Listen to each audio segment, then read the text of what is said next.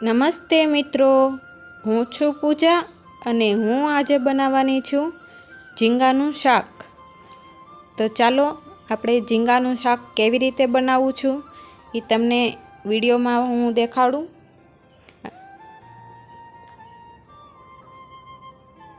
આપણે એક તપેલી લેવાની છે। એક તપેલીમાં આપણે જોઈતા પ્રમાણમાં તેલ લેવાનું છે।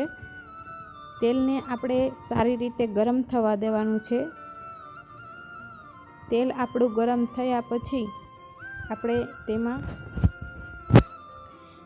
રાઈ જીરું નાખવાનું છે। રાઈ જીરુંને પણ આપણે સારી રીતે પાકવા દેવાનું છે। પછી તેમાં આદુ લસણની પેસ્ટ નાખવાની છે અને તેને આપણે હવે હલાવી લઈએ જેથી સરસ રીતે આદુ લસણની પેસ્ટ પાકી જાય। આદુ લસણની પેસ્ટ પાક્યા પછી આપણે તેમાં નાની સંભારેલી ડુંગળી નાખવાની છે।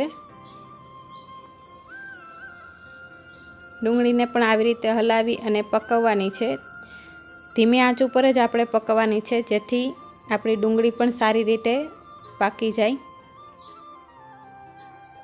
વચ્ચે વચ્ચે આવી રીતે હલાવતું રહેવાનું અને ધીમી આંચ ઉપર જ આપણે ડુંગળીને પકવવાની છે જેથી આપણી ડુંગળી ગ્રેવી જેવી સરસ રીતે પાકીને તૈયાર થઈ જાય। જો છો આપણી ડુંગળીનો કલર પણ બદલવા લાગ્યો છે। આપણી ડુંગળી પાકશે પછી જ આપણે તેમાં મસાલા નાખવાના છે બીજા। તો આપણે ડુંગળીને સારી રીતે પાકવા દેવાની છે જેથી સરસ રીતે આપણી ડુંગળી પાકીને તૈયાર થાય। જુઓ છો આપણી ડુંગળીનો કલર પણ બદલી ગયો છે। ત્યાં સુધી જો તમે નવા આવ્યા હોય તો ચેનલને લાઈક કરો, શેર કરો અને સબસ્ક્રાઈબ કરો અને પૂરો વિડીયો જોવાનું ભૂલતા નહીં। જુઓ છો આપણી ડુંગળી પાકી ગઈ છે। હવે તેમાં આપણે નાના કટિંગ કરેલા ટમેટાં નાખવાના છે। ટમેટાને પણ આપણે આવી રીતે ધીમી આંચ ઉપર જ પકવવાના છે કેમ કે ફાસ્ટ ઓલાથી આપણે તપાવશું તો આપણો મસાલો બળી જશે એટલે આપણે ધીમી આંચ ઉપર જ ટમેટાને ને ડુંગળીને પકવવાનું છે। જુઓ છો આપણી ડુંગળી ને ટમેટાં પાકી ગયા છે। સ્વાદ અનુસાર મીઠું, હળદર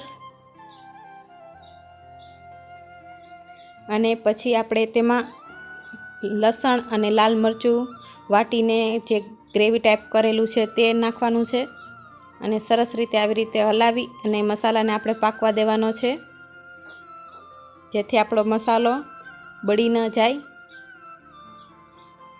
આવી રીતે આપણે મસાલાને ધીમી આંચ ઉપર જ પકવવાનો છે જેથી આપણો મસાલો બળી ન જાય।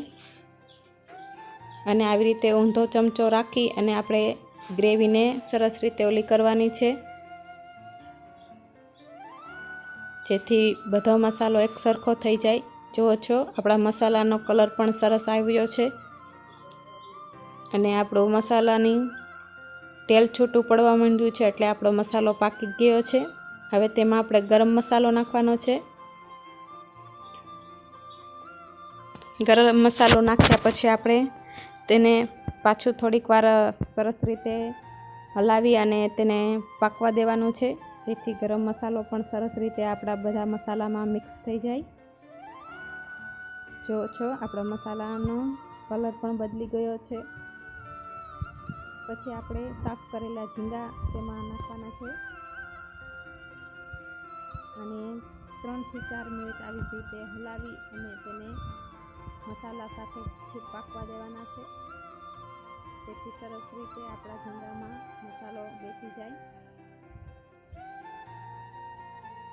આવી રીતે આપણે મસાલાને પણ જુઓ છો સરસ રીતે આપણા ઝીંગા પણ મસાલાની અંદર સરસ રીતે પાકી ગયા છે।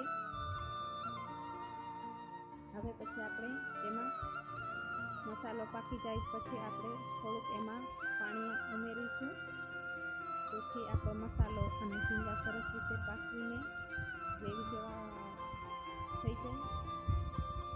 હવે થોડુંક આપણે જોઈતા પ્રમાણે પાણી ઉમેરી દઈએ અને સરસ રીતે તેને હલાવી અને આવી રીતે મિક્સ કરી લઈએ જેથી આપણા ઝીંગામાં પણ મસાલાનો સ્વાદ બેસી જાય। જો મારો વિડીયો સારો લાગતો હોય તો પ્લીઝ મારી ચેનલને લાઈક કરો, શેર કરો અને સબસ્ક્રાઈબ કરો।